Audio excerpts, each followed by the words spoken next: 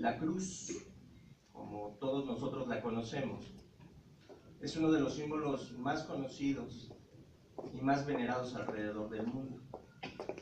Y es que para millones de personas es considerada el instrumento sagrado en el que se ejecutó a Jesús. Incluso hay quienes piensan que al usar la cruz, al orar se acercan más a Dios. Y además hay quienes la utilizan a modo de amuleto en contra del mal. Sin embargo, ¿murió Cristo en ella? En la cruz como todos la conocemos. Rápidamente seguramente todos diríamos, no fue así. Pero ¿qué bases tenemos? ¿O qué enseña la Biblia al respecto? Antes que nada hay que considerar que en la Biblia se utilizan dos términos para referirse al lugar o al utensilio, al instrumento que utilizaron para dar muerte a nuestro Señor Jesucristo. El primero de ellos es la palabra estauros, que literalmente significa palo, estaca o madera. Y el segundo de estos términos es la palabra shilo, la cual es un sinónimo de la palabra estauros y de manera similar significa árbol o madera.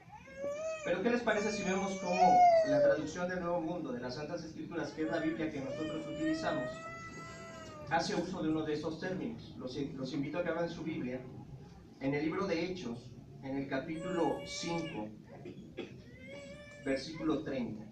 Hechos capítulo 5, versículo 30. Note lo que ahí dice. El Dios de nuestros antepasados levantó a Jesús, a quien ustedes mataron colgándolo en un madero. Los que tengan su dispositivo móvil pueden notar ahí en la palabra madero un asterisco, o en la Biblia con referencias también aparece. Ahí en la palabra madero dice o árbol, del griego shilo o shilo. Sin embargo, la traducción que nosotros utilizamos no es la única que utiliza este término. Traducciones como la Biblia de Jerusalén, la Nueva Biblia Española, la Reina Valera y muchas más utilizan también el término madero al traducir la palabra shilo. Además de esto, muchas obras de consulta, como diccionarios bíblicos, libros, enciclopedias, e incluso historiadores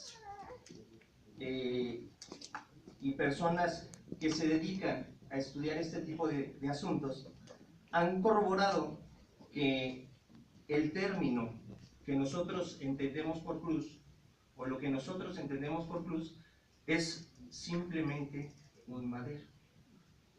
Entonces, esta es la razón principal por la que nosotros los cristianos verdaderos no utilizamos la cruz para adorar a Dios. Entonces, ¿cómo fue que se introdujo este símbolo en el cristianismo? Podemos decir brevemente que esto se remonta al tiempo en el que se evangelizó o se introdujo el cristianismo en civilizaciones o culturas paganas. Y estas ya utilizaban este tipo de símbolos, o los conocían, y los utilizaban para la adoración de sus propios dioses. Y de cierta forma, para hacer más fácil la introducción al cristianismo, se siguió permitiendo el uso de estos símbolos.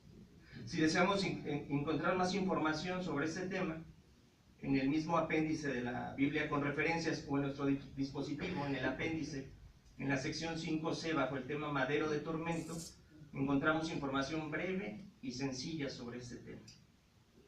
Pero, ¿de qué nos sirve profundizar en estos hechos? En situaciones como estas de que Cristo no murió en una cruz. Dejemos que la misma Biblia nos dé respuesta. Los invito a que abran su Biblia ahí en la primera carta de Pedro. Primera carta de Pedro, en el capítulo 3, versículo 15. Bajo inspiración, el apóstol Pedro nos muestra por qué es importante que nos informemos, que investiguemos, que profundicemos en nuestro estudio de la Biblia. Primera carta de Pedro, capítulo 3, versículo 15, dice: Antes bien, santifiquen al Cristo como Señor en su corazón. Y note lo que dice: siempre listos para presentar una defensa ante todo el que les exija razón de la esperanza que hay en ustedes, pero haciéndolo junto con genio apacible y profundo respeto. Así es, si nosotros profundizamos en nuestro estudio de la Biblia, investigamos y nos adentramos en este tipo de cuestiones que ya damos por hecho, estaremos siempre listos o preparados para defender nuestras creencias y, lo que es más importante aún, transmitir la verdad de la manera que Jehová quiere.